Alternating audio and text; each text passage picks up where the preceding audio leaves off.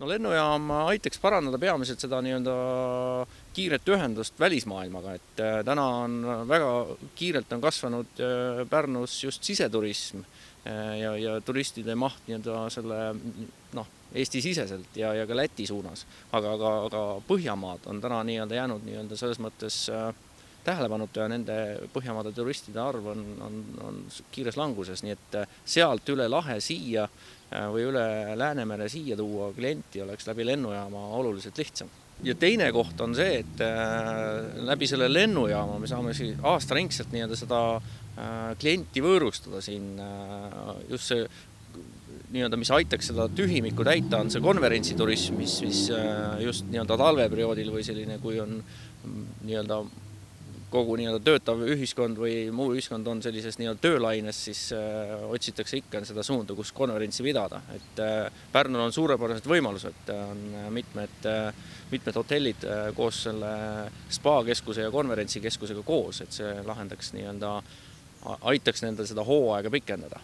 Konverentsiturist ei tule laevaga ja siis seejärel mitu tundi bussiga või veel hullem ennem laevasõitu veel mitu tundi bussis, siis laeva peal ööpäeva ja siis jälle 2-3 tundi bussis, et siis see konverents jääb pidamata, et konverentsiturist tahab tulla kiirelt kohale, konverentsi ära pidada ja sisuliselt juba järgmine päev juba koju sõita, et see peab käima kähku.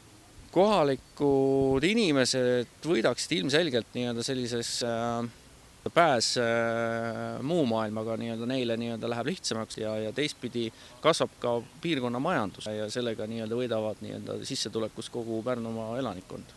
Tingimused on talveturismiks väga edukalt olemas. Siin on tegelikult on olemas need spa-hotellid, konverentsipidamise võimalused ja lisaatraktsioonid, saab minna suusatama, on kunstlumerada, mida hoitakse hoolimata ilmast alati avatuna, siis sõltub sellest hooajast, millal tullakse, on võimalus minna Audurringrajale, Lottemaale, saab ka golfi mängida, nii erinevaid võimalusi.